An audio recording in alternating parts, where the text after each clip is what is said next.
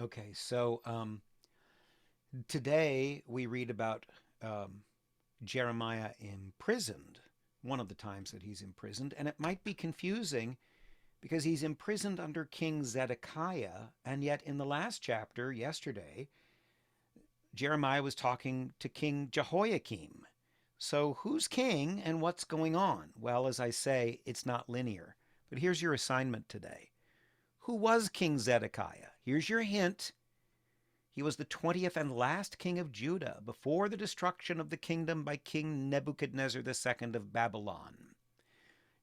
Zedekiah was installed as a king of Judah by Nebuchadnezzar II, king of Babylon, after a siege of Jerusalem in 597 BC to succeed his nephew Jehoiakim, also known as Jeconiah, not Jehoiakim, who was overthrown as king after reigning 3 months and 10 days. So it's confusing. But your assignment today is to research it, either on Wikipedia or elsewhere. Tell me who Zedekiah is. Tell me who the two previous kings were. And in other words, give me a little chronology of the fall of Jerusalem to Nebuchadnezzar. Remember, there was two different sieges, and you'll read about that if you read about the three last kings of Judah before the exile to Babylon.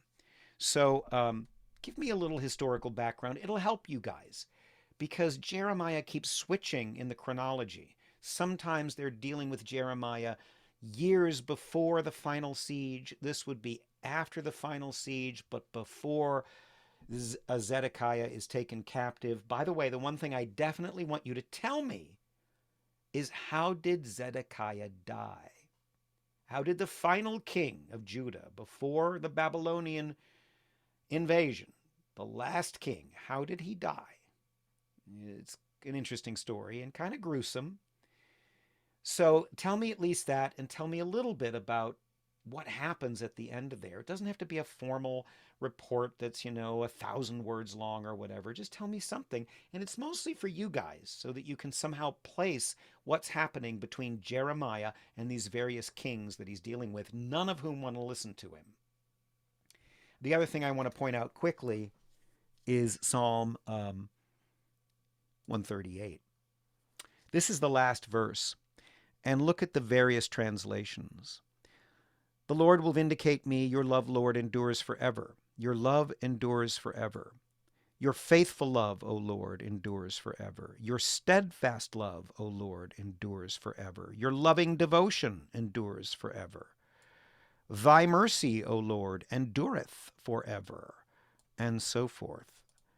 So that should be a key that we're dealing with the same concept represented by the word I spoke of a couple days ago, the Hebrew word chesed. Your loving devotion. Here, if you scroll down on Bible Hub to the Hebrew, you get the word for word translation. Your loving devotion endures forever comes from, well, the word is hastikah, and it comes from that same root, chesed, or chesed, as it's sometimes spelled. The word that means the loving devotion and fidelity of God to his people. Pick up on this as you read the Old Testament, which is generally translated from Hebrew.